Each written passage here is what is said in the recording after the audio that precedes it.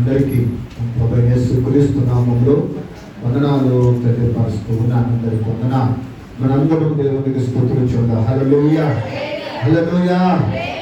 బయట ఉన్నారా? దేవుడు తన కృప చేత ఈ దినాన ఆయన సన్నిధిలో మనం ఆరాధించడానికి, స్తుతించడానికి ఈరోజు ఈ సమయాన్ని ప్రభు మనకి ఇచ్చి ఉన్నాడు. దేవుని సన్నిధి అనేది చాలా గొప్పది. దావీదు భక్తుడు నీ మందిర ఆవరణమును చూడవలనని నేనెంతో ఆశ పెట్టుకున్నాను అన్నాడు. దేవుని మందిరమును, దేవుని సన్నిధిని కోరుకునేటువంటి వ్యక్తిగా ఉన్నాడు. అలాంటి జీవితంలో దేవుడు దావీదు యొక్క జీవితాన్ని బహుగా ఆశీర్వదించినట్లుగా ఒక ఉన్నతమైనటువంటి అదిగో ఆ స్థితిని మనము చూడగలుగుతాం. దేవునికి స్తోత్రం. ఈరోజున మరి 17వ తారీఖు మరి మే నెల మరి 5వ నెలలో దేవుడు తన కృప చేత మరి 26వ అదిగో మరి సంవత్సరములు ప్రభు మన ఉంచారు. దేవునికి స్తోత్రం. సో మరి ఈ రోజున ప్రత్యేకంగా మరి యుఎస్లో ఉన్న నేను మరి మరి వారి జీవితాలలో 25 సంవత్సరాలు మ్యారేజ్ డే ఈరోజు. కాబట్టి వెడ్డింగ్ యానివర్సరీగా ఈ రోజున దేవుడు మరి తనకిచ్చిన కుటుంబము, దేవుడు అదిగో మరి కుమారుడు, అలాగే మరి దేవుని దయలో వారిని ఉంచి ఎదుగో మరి ఒక చక్కటి ఆశీర్వాదకరమైన మరి ఈ యొక్క 25 సంవత్సరముల ఈ జర్నీలో, ఈ యొక్క ప్రయాణములో దేవుడు ఒక గొప్ప దీవెనను అనుగ్రహించి ఉన్నారు. దేవునికి స్తోత్రం.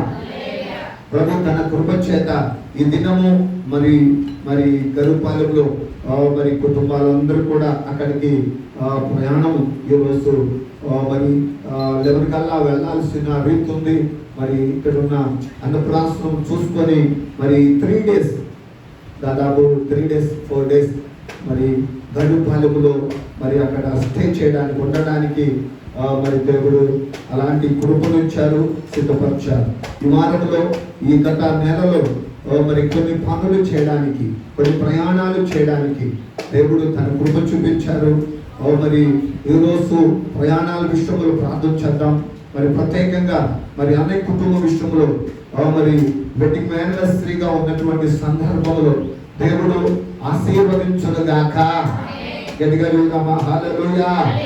ఆశీర్వదించునుగాక. ప్రభు తన కృప చేత ఈ రోజున మరి ఒక చిన్న సందేశాన్ని మనము ధ్యానం చేసుకున్నాం. 150 కీర్తనలు మనము ధ్యానం చేసుకొని ముందుకు వెళ్తున్నటువంటి తరుణం. దాన్ని ముగించుకొని మరలా మనము మొదటి ఆరాధన మరి కీర్తనలో మనము నేర్చుకోవడానికి మరొకసారి దేవుడు అవకాశం ఇచ్చారు. దేవుడు తన కృప చేత. దేవునికి స్తోత్రం. కాబట్టి ఇక్కడ మనము ప్రథమ స్కందము అని వ్రాయబడిన ఈ మాటను మనం చూస్తున్నాం. మొదటి కీర్తనలోనే ఇక్కడ ఒక సందర్భాన్ని తీసుకొచ్చారు. 2 విషయాలు ఇక్కడ తెలియపరుస్తున్నాడు. ఈ కీర్తన 6 విషయాలలో మనం చూస్తే దుస్తులు ఉన్నారు, ఇక్కడ నీతిమంతులు ఉన్నారు. దేవునికి స్తోత్రం. ఏ స్థలములోనైనా, ఏ ప్రాంతములోనైనా, ఏ విధమైన సంఘములోనైనా, ఏ విధమైన సమాజములోనైనా 2 మనుషులు కనబడతా ఉంటారు. ఒకరు నీతిమంతులు, మరొకరు దుస్తులు అనేది బైబిల్ చెబుతున్న మాట, నా మాట కాదని. కీర్తనాకారుడు దృష్టిలో 2 విషయాలు వచ్చినాయి. ఇదిగో దుష్టులు ఉన్నారు, ఇదిగో మరి నీతిమంతులు ఉన్నారు. దేవునికి స్తోత్రం. కాబట్టి ఇక్కడ మనం చూస్తే ఈ యొక్క వాక్య భాగములో మనము జాగ్రత్తగా మనము దేవుని సన్నిధానములో చూస్తే 2 మార్గాలు మనకు నేర్పిస్తున్నాడు, చూపిస్తున్నాడు. ఒకటి దేవుని మార్గం ఉంది, అది ఆశీర్వాదకరం. దేవునికి స్తోత్రం. రెండవది దుష్టుని మార్గం ఉంది, అది నాశనమునకు పోయే మార్గం ఉంది. అదేంటట? దుష్టుని మార్గము నాశనము, నీతిమంతుని మార్గము, దేవుని మార్గము ఆశీర్వాదం. ఏ మార్గము కావాలో ఎంచుకోవాలి. నీవైనా, నేనైనా, ఎవరైనా ఎంచుకోవాలి. ఎవరు ఏ మార్గాన్ని ఎంచుకుంటారో అది బలవంతము కాదు, అది వాళ్ళు ఓన్ నిర్ణయం, వాళ్ళ సొంత ఆలోచన. ఎవరో బలవంతం పెడితే వచ్చే మార్గంలో కాదు ఇది. ఈ మార్గాలు ఒక ప్రత్యేకమైనవి, దేవుడు నియమించినటువంటి ఇదిగో ఒక నియమం ఉంది ఈ లోకంలో. ఇదిగో మరి దుష్టుని మార్గం ఉన్నది. ఎంతో మంది అందులో వెళ్తా నాశనం అయిపోతా ఉన్నారు. ఇవన్నీ కాలము నేను చదివితే బిల్లీ గ్రహం గారని అమెరికా దేశంలో ఒక గొప్ప దైవజనుడు. ఆయన ప్రపంచ సువార్థికుడు అని పేరు. ఆమె ఒక అందమైన, ప్రపంచంలో ఒక అందమైనటువంటి ఆమెను మాట్లాడడానికి వెళ్ళాడట. వెళ్ళినప్పుడు అలాగే ఆమె కూర్చొని ఉండగా ఇదిగో దైవజనుడు చెప్పాడు డైరెక్ట్ గా, అమ్మా అందము మోసకరము, సౌందర్యము వ్యర్థము కనుక ప్రభుని నమ్ముకో, యేసయ్యను నమ్ముకో. యేసయ్యను నమ్ముకుంటే నిత్య జీవం ఉన్నది, యేసయ్యను నమ్ముకుంటే నిత్య మార్గం ఉన్నది, యేసయ్యను నమ్ముకుంటే ఆశీర్వాదం ఉందని చెబితే విన్నదట. విన్న తర్వాత నేను వెళ్తున్నానని లేచినప్పుడు అది బిల్లీ గ్రహం గారు దైవజనులు కూర్చున్న చైర్ని అలాగ కొట్టిందంట కాలుతో. ఒక స్టిక్ ఇట్లా ఒక కాలు తట్టు కొట్టిందంట. అంతే. ఆయనను చూసేసి వెళ్ళిపోయారు. వెళ్ళిపోయిన తర్వాత ఆ వారంలో జరిగిన సంఘటన ఏంటయ్యా అంటే ఆమె చనిపోయింది. అనుకుంది కదా అందము నా దగ్గర ఉంది, అందముల వలన ఈ ప్రపంచాన్ని నా అందం వలన ఏదైనా చేస్తాను అనుకుంది. కానీ అనుకోలేదు ఆ మార్గంలో ఒక యాక్సిడెంట్ అయిందని, ఆ మార్గంలో ఒక అపాయం ఉందని, ఆ మార్గము ఏదో ఒక రీతిలో ఆగిపోయిందని అనుకోలేదు. నాశనములకు వెళ్ళిపోయిందని నేను ఈ రోజే చదివా. దేవునికి స్తోత్రం. ఈ రోజు నీ జీవితంలో కూడా అంతే, నా జీవితంలో కూడా అంతే. దుష్టుని మార్గము ఏం చేస్తుందయ్యా అంటే అది నాశనములకు నడిపేదిగా కనబడుతుంది అందరి జీవితాలలో. కాబట్టి 6 విషయాలలో కొన్ని మాటలు మనము చదువుకుంటే 5 విషయాలు, ఒక చిన్న సందేశాన్ని మనకి ఇక్కడ ఆత్మీయమైనటువంటి లోతైన ఆత్మీయమైన మాటలు మనకు నేర్పిస్తా ఉన్నాడు. మొదటిది 1వ కీర్తనలో మొదటి వాక్యాన్ని చదువుకుందాం. దుష్టుని ఆలోచన చొప్పున నడవక, పాపుల మార్గమున నిలువక, అపహాసకులు కూర్చుండు చోటన కూర్చుండక అన్నాడు. అంటే నడవకూడని ఇదిగో నిలబడకూడని కూర్చోకూడని ఉన్నాయి. దేవునికి స్తోత్రం. కాబట్టి ఒకటి నీతిమంతుడు దుష్టుని ఆలోచనలో నడవడు. అది ఎవరు నడవడు? నీతిమంతుడు దుష్టుని ఆలోచనతో నడవడు, దుష్టుని ఆలోచనలో ఉండడు, దుష్టుని ఆలోచనలో జీవించడు, దుష్టుని మార్గములో నడవడు అని బైబిల్లో అంటున్నాడు కదా. నీతిమంతుడు ప్రత్యేకంగా ఉంటాడు. దేవునికి స్తోత్రం. సామెతల గ్రంథం అంటాడు కదా 4వ అధ్యాయం 14వ వచనం.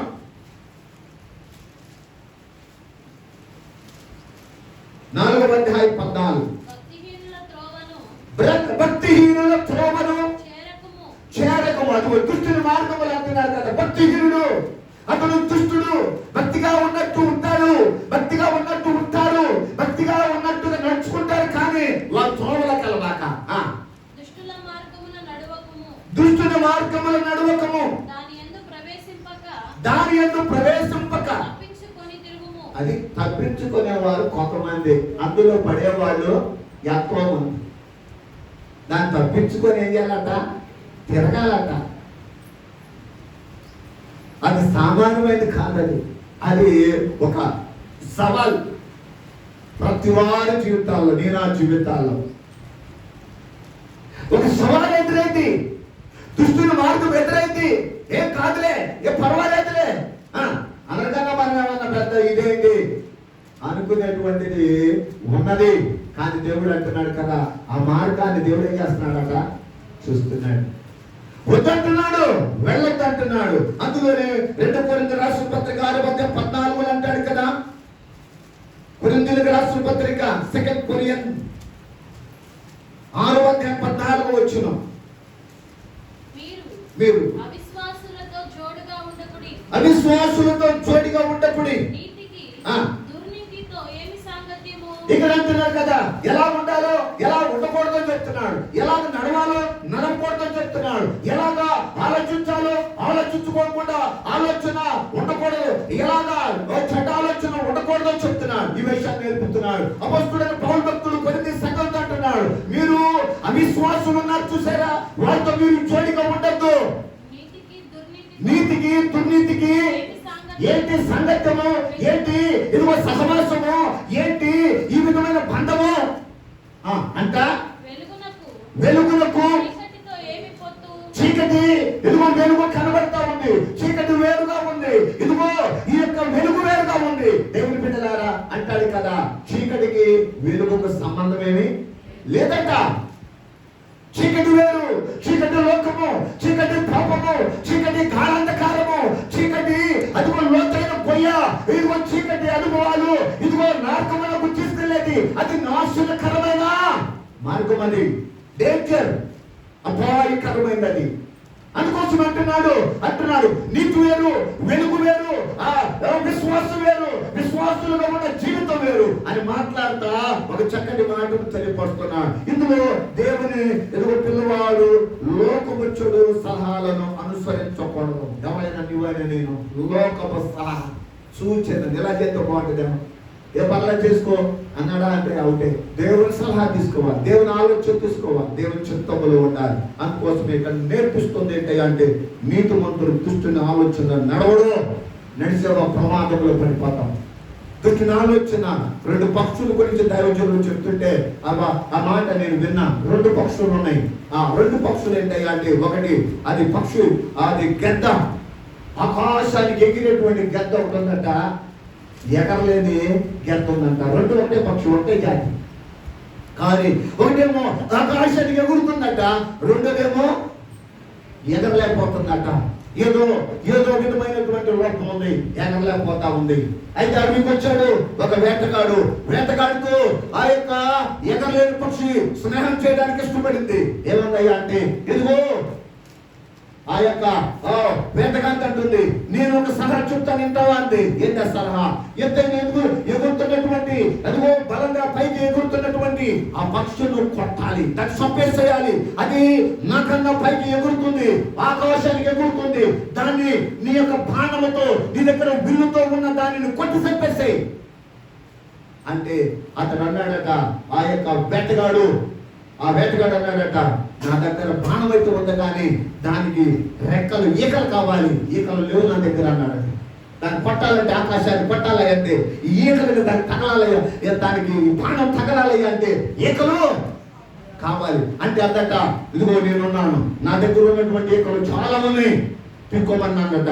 తన దగ్గర నుంచి ఉండగా 4 పీకేశాడు, 2 రెక్కలు అటు 2 రెక్కలు గిట్టు 4 ఐవేకలు పీకేశాడు, దాన్ని కట్టాడు, కొడుతున్నాడు. అయితే ఆకాశానికి ఎగురుతున్నటువంటి ఆ పక్షి అలా తప్పించుకుంటా ఉంది. మరలా 4 అది తప్పించుకున్నా చెప్తే మళ్ళా 4 పిక్కోమన్నట. అలాగా 4 అయిపోయింది, 8 అయిపోయింది, 12 అయిపోయింది. అలాగ చూస్తే ఇలాగ తప్పించుకుంటుంది. ఇది మరి వేటగాని దగ్గర ఉండి అదిగో ఆ ఈకలు అన్నిటినీ పీకించుకొని ఇప్పుడు బోడిదైపోయిందండి. ఏమైపోయిందట? ఇప్పుడు రెక్కలు లేవు, ఇప్పుడు ఉన్నటువంటి రెక్కల ఈకలన్నీ కూడా పీకించుకుంది, అలాగే ఉండిపోయింది. ఇప్పుడు అంటున్నాడట, అదిగో ఇంకేం కావాలి చెప్పు, నేను చేస్తానంటుందంట.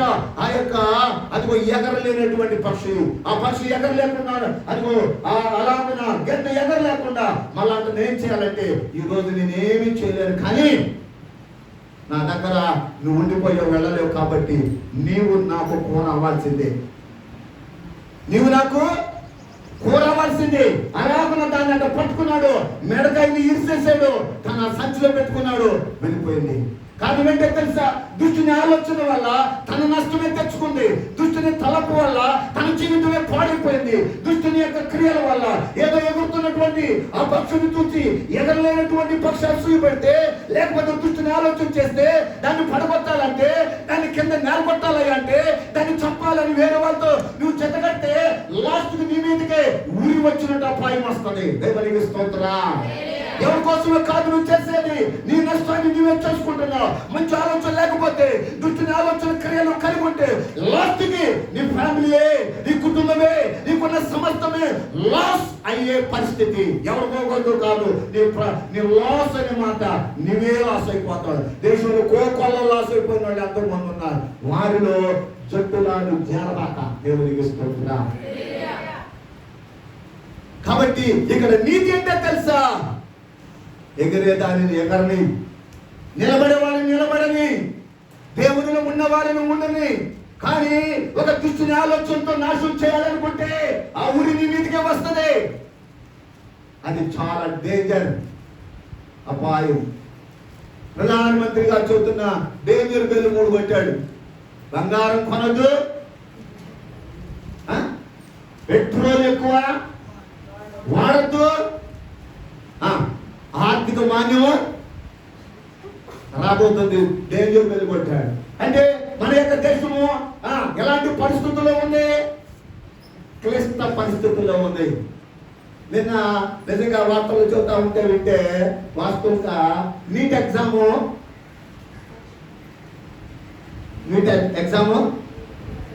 జరుగుతుంది. నాని లీక్ అయింది. 15 లక్షలు 25 లక్షలుగా లీక్ చేసేది. అసలుకి లీక్ సందర్భం చెప్తున్నా, అసలుకి వాస్తవానికి నీట్ అనే ఎగ్జామ్ కోసం కొన్ని లక్షల మంది ఎదురు చూస్తున్నారు వాళ్ళ జీవితాలు. ఎలా లీక్ అయింది? ఎవరు లీక్ చేశారు? ఎట్లా వచ్చింది? ఆ పరిస్థితి, ఆ ప్రమాదంలో ఎట్లా పడింది? కేవలం 15 లక్షలు 20 లక్షలకే లీక్ అయిందని వార్త. దేశం ఎట్లా తెలుసా? అల్లకల్లాలం ఉంది దేశం పరిస్థితి. ఆర్థిక మాన్యం పడిపోతుంది, దెబ్బ పడిపోతుంది. అలాంటి పరిస్థితులలో మనం ఎంచుకోవాల్సిన మార్గం ఏంటో తెలుసా? దేవుని మార్గము, అది ఆశీర్వాదకరం. దేవునికి స్తోత్రం. ఒకటి. రెండోది మనం నేర్చుకునే వాక్యం ఏంటో తెలుసా? 2 వాక్యాన్ని మనం చదువుకున్నామా? యెహోవా ధర్మశాస్త్రమును ఆనందించుచు దివారాత్రములు దానిని ధ్యానించువాడు. రెండవది దేవుని వాక్యము ఆనందించేవాడుగా ఉండాలి. దేవుని వాక్యము నీవు నిలిచే, దేవుని వాక్యమును ఎప్పుడైతే అదిగో ఆనందించే రీతులను ఉంటావో ధన్యత, ఆశీర్వాదకరమైన ధన్యత ఉంది. అందులో ఆశీర్వాదం ఉంది అంటాడు కదా. ఇదిగో యెహోషువ గ్రంథం 1వ అధ్యాయం 8లో అంటాడు. 1వ అధ్యాయం 8వ వచనము. యెహోషువ గ్రంథము 1వ అధ్యాయం 8వ వచనం. మోషే తర్వాత ఇదిగో యెహోషువతో దేవుడు చెప్తున్నాడు. యెహోషువను దేవుడు నాయకుడిగా నిలిపాడు. యెహోషువకు బాధ్యతను అప్పగించాడు. ఇశ్రాయేలు ప్రజలను నడిపించడానికి ఇదిగో ఒక నాయకత్వం అప్పగించినప్పుడు దేవుడు అంటున్నాడు కదా ఈ సందర్భంలో ఏమనంట? ఈ ధర్మశాస్త్ర గ్రంథమును నీవు బోధింపక తప్పిపోకూడదు. దానిలో రాయబడిన వాటన్నిటి ప్రకారము చేయుటకు జాగ్రత్త పడినట్లు. కనుక తెలియని బలం వస్తుంది. వాక్యములో బలం ఉంది, వాక్యములో శక్తి ఉంది. వాక్యములో నీ కుటుంబాన్ని కట్టుకునే స్థితి ఉంది. ఇదిగో పాడైపోతున్న కుటుంబము, పతనమైపోతున్న కుటుంబము, ఆర్థిక మాన్యములో పడుతున్న కుటుంబము, అదిగో అనేకమైన అసమాధానం ఉన్న కుటుంబము, ఇదిగో వేదన పడుతున్న కుటుంబము, బిడ్డల గురించి కుటుంబము గురించి ఇబ్బంది పడుతున్న కుటుంబానికి వాక్యము బలమిస్తుంది. దేవునికి స్తోత్రం. అందుకోసం అంటున్నాడు, వీటిని ధ్యానించు, వీటిని అనుసరించు, వీటిని బోధించు, వీటి విషయంలో జాగ్రత్తగా ఉండు అని అప్పుడు అదిగో యెహోషువతో చెబితే యెహోషువ అనుసరించి వర్తిల్లాడు. దేవునికి స్తోత్రం. మన జీవితాల్లో కూడా అంతే. వాక్యం ఏం చేస్తుంది అంటే ఎదుగో బలాన్ని ఇస్తుంది, తెలియని బలం వస్తుంది. ఆ బలమే దేవుని ప్రయాణంలో మార్గము, దేవుని త్రోవలో నడిపిస్తా ఉంటాను, నడిపిస్తా. 119 కింద 105 వాక్యములు అంటాడు కదా. ఇది తెలిసిన వాక్య భాగ్యమే. నీ వాక్యము నా పాదములకు దీపమును, నా త్రోవకు వెలుగునై ఉన్నది. దేవునికి స్తోత్రం. ఈ వాక్యం ఏంటో తెలుసు? వెలుగు. ఈ వాక్యం ఏంటో తెలుసు? దీపము. ఈ వాక్యం ఏంటో తెలుసా? వెలుగైన స్థితిని కలిగిస్తుంది. వాక్యములో నిలిచి ఉండాలి. అందుకోసం రెండవది నేర్పించేది వాక్యమును ఆయనతో ఆనందించేవాడు. ఆనందించాలి. కష్టాలు, బాధలు, ఇబ్బందులు అవి కాదు, అవన్నిటిని మార్చేసేదే దేవుడే. దేవుడి వాక్యం. మూడవదిగా మనం చదువుకుంటే మూడవ వచనాన్ని చదువుదాం.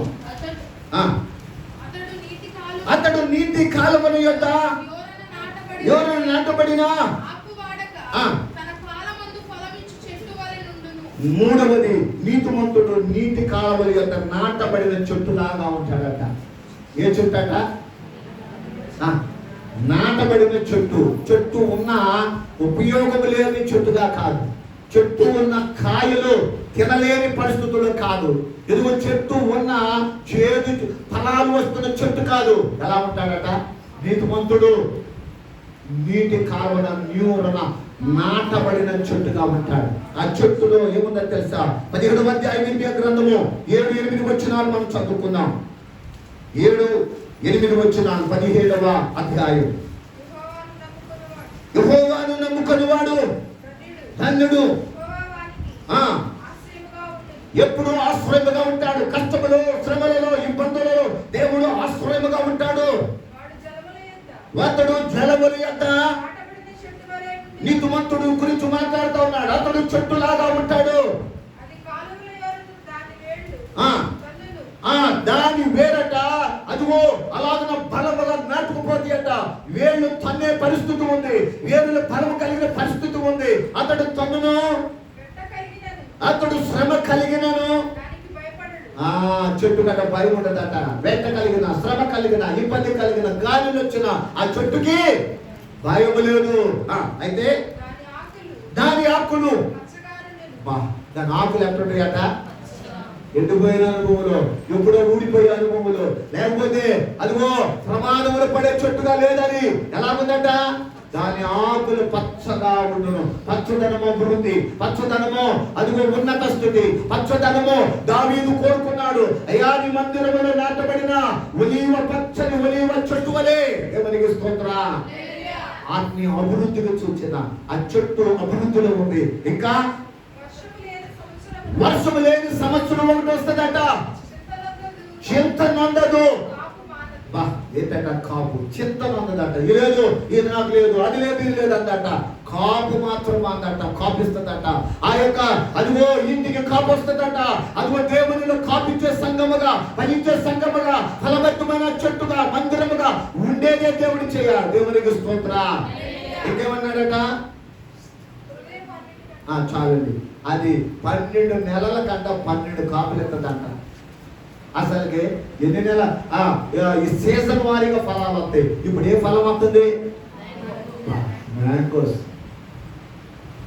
దగ్గర ఒకళ్ళు వాళ్ళకి తోట ఉంది. ప్రతి సంవత్సరం పంపిస్తారు. శ్రీని గారు, సంపూర్ణం గారు వాళ్ళు అనుకుంటున్నారు.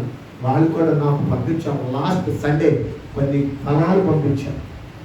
ప్రతి సంవత్సరం ఇలాగ సీజన్గా వచ్చేటువంటి కాయలు ఉంది. మామిడికాయ అలాగున అది ఒక సంవత్సరమే వస్తుంది. ఆ సంవత్సరంలో వస్తుంది. అదిగో ఆ సీజన్. అది 6 నెలలు పంట వస్తుంది. అది సీజన్. కానంట నెల పంట వచ్చేదట ఒకటే చెట్టు. దేవుల్లో ఉన్న నీతిమంతుడనే చెట్టు. దేవునికి స్తోత్రం. ప్రతి నెల అండి మా జీవితాల్లో దేవుడు అద్భుతాలు చేస్తున్నాడు.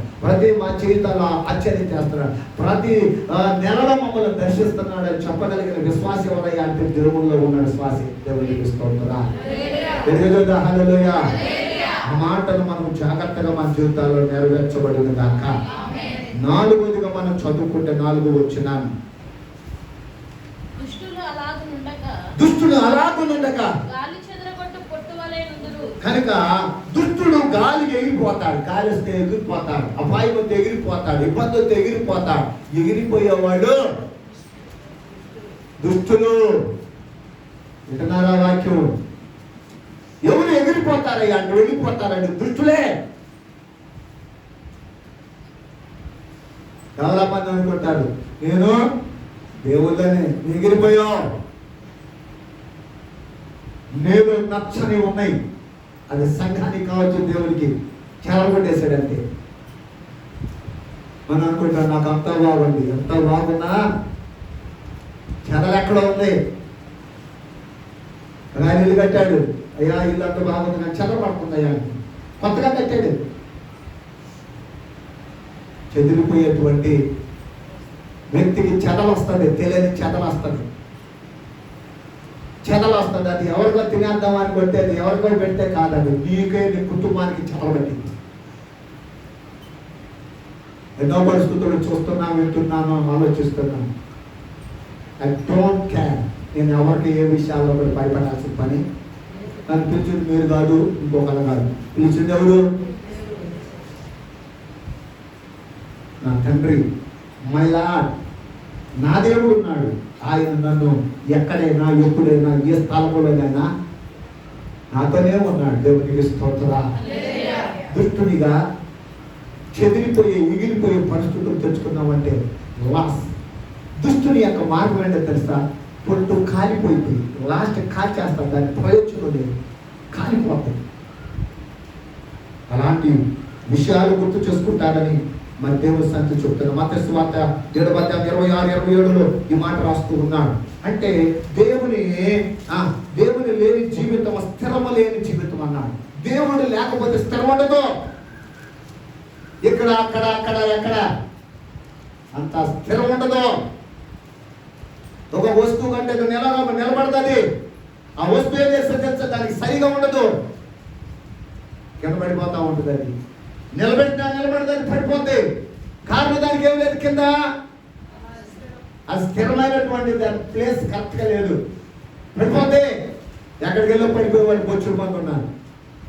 ఈ ఊరు కాదు ఆ ఊరు అంటే 2 గుళ్ళు వెళ్తే బాగుంటుందంటే అక్కడ రాళ్ళు లేవో, కాళ్ళకి దెబ్బ తగల. ఈ ఊర్లో జరిగిందండి అది కాలుకి ఏది ఎదురు దెబ్బ తగలతో మార్చిపోయాడు. ఊరు బయటకు వచ్చేసింది, బ్లడ్ బలబడిపోతుంటే ఈ ఊరు నాకు ఖర్చు రాలేదన్నంట. ఈ సంఘం నాకు ఖర్చు రాలా. ఏ సంఘంకి వెళ్ళినా అంటే నీ బుద్ధి మంచిది కాదు, బుద్ధి మార్చుకో. బుద్ధి ఏమో అక్కడ, బుద్ధి ఏమో సుబ్బనాది, బుద్ధి ఏమో ఎతడు మాట మీద ఏదో ఒకటి చెప్తాం. ఈ బుద్ధిని పెట్టుకొని ఎవరు మాట అయితే కాల్చి కొట్టేస్తే లాస్ట్. ఇప్పుడు జరగకపోవచ్చు ఆ పరిస్థితి. ఏదో ఒక నాడు ఖచ్చితంగా దేవుడు చర్య తీసుకుంటాడు. ఏదో ఒక రోజున ఆ యొక్క వాక్య ప్రకారంగా అది ఒక దుష్టుడు ఏమవుతాడయ్యా అంటే అది ఒక కాల్చబడిన పరిస్థితి వస్తుంది. ఆ పరిస్థితి రాకముందే దేవుని సన్నిధానంలో మనం జాగ్రత్తగా ఉండాల్సిన రీతి ఉంది. దేవునికి స్తోత్ర. అందుకోసమే ఇక్కడ అంటారు 7:26-27 ఈ నా మాటలు విని వాటి చొప్పున చేయి ప్రతివాడు ఇసుక మీద చేయని ప్రతివాడు గుర్తుపెట్టుకోవాలి.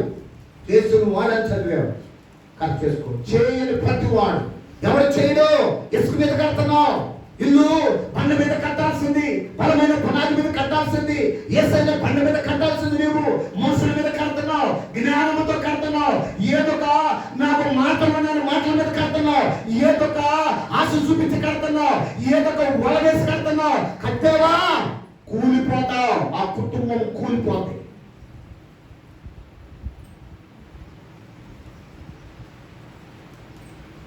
సాతానుడు నిన్ను కూల్చేస్తాడు. బలమైన వ్యక్తి సంసోను గాడిద దవడ ఒకటే తీసుకున్నాడు. దవడకు పట్టుకొని ఫిలిష్తీయులను 1000 మందిని చంపినవాడు, ఒక బలమైన వాడు. దేవుని అభిషేకం తన మీద ఉంది. ఉన్నంత కాలము భయపెట్టాడు, ఉన్నంత కాలము అదిగో ఎదురులేదు.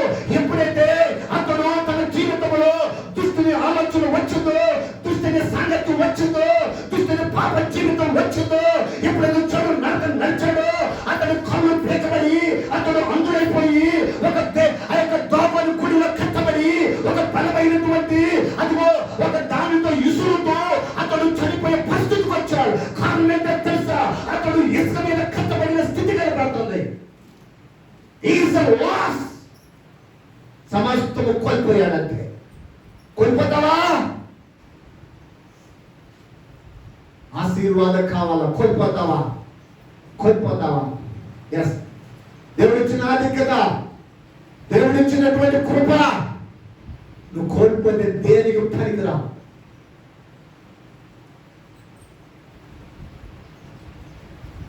కాబట్టి ఇక్కడ అంటున్నాడు, ఈ నా మాటలు విని వాటి చొప్పున చేయని వాడు ఇసుక మీద తన ఇల్లును కట్టినవాడు. ఇసుక మీద అయితే ఇసుక మీద భక్తిహీనుడు పోయి ఉన్నాడు. భక్తిహీనత. ఇల్లు లేదు కాదు. ఇవాళ ఇల్లు కట్టి ప్రతి ఒక్కరు కూడా తోకెత్తుకుంటున్నాడు.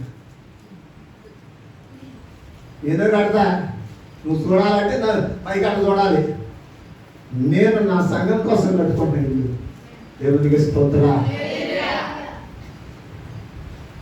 లోపల సాగుతుంది ఇల్లు కట్టగానే పండగ అయిపోదు.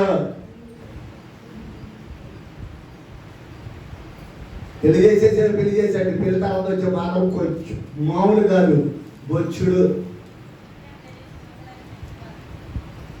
పెళ్ళైన తర్వాత వచ్చేది మామూలు కాదు, సమస్యలు.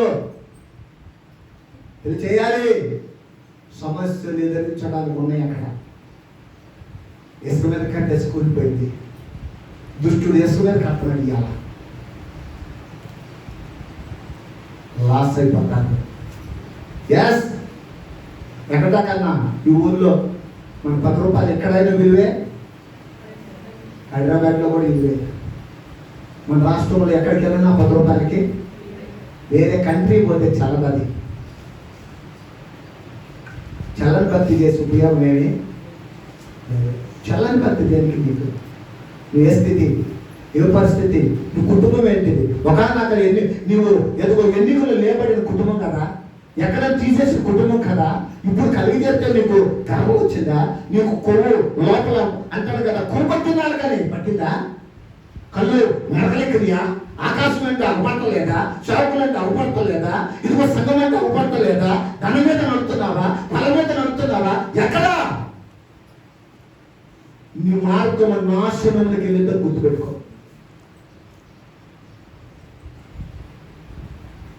అక్కడ మాట 5వది 6వ వచనం చదువుకున్నాం. కీర్తనలు నీతిమంతుల మార్గము.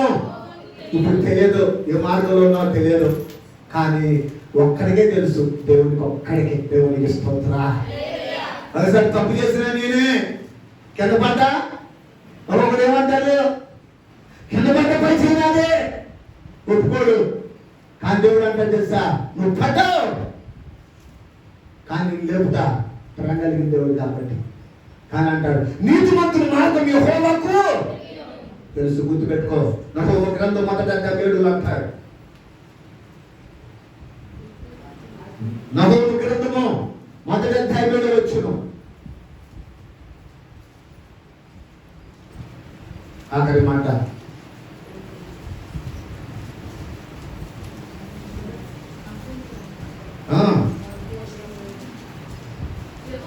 యెహోవా ఉత్తముడు. ఏ దినమందట? శ్రమ దినమందు ఆశ్రయ దుర్గము. తన యందు నమ్మిక ఉంచిన వారిని శ్రమలో వదిలిపెట్టడేమో, మనుషులు వదిలిపెట్టడేమో, పరిస్థితులు బట్టి వదిలిపెట్టి మారిపోతాడేమో. ఇదిగో మరి ఒకసారి వాళ్ళు గుర్తు చేస్తా ఉంటారు. ఒకళ్ళు మోసలు వెళ్ళి మారిపోయినట్టు ఏ చెట్టుకి వెళ్తే ఆ చెట్టు రంగు వెళ్తారేమో, కానీ దేవుడు మాత్రం వదిలిపెట్టడాక. ఏమన్నాడు? తన యందు నమ్మిక ఉంచు వారిని ఎరుగును. దేవునికి స్తోత్రం. దేవుడు నీతిమంతుల మార్గాన్ని ఎరుగుతాడు అంతే. వాక్యం నీ జీవితంలో ఈ వాక్యము శక్తి కలిగి నిన్ను తాకెత్తి నీతిమంతుడుగా ఉన్నప్పుడు, నీతిమంతుల మార్గంలో ఉన్నప్పుడు, నీతిగా నడుస్తున్న జీవితంలో అద్భుతమైన చేంజ్ వస్తుంది అంతే. అది దేవుడే చేస్తాడు. దేవునికి స్తోత్రం. 2 మార్గాలు. ఒకటి దేవుని మార్గము, రెండవది దుష్టుని మార్గం. దేవుని మార్గము ఆశీర్వాదకరము, లోకము దుష్టుని మార్గము నాశనము. ఈ మొదటి కీర్తనలో 5 విషయాలు. ఒకటి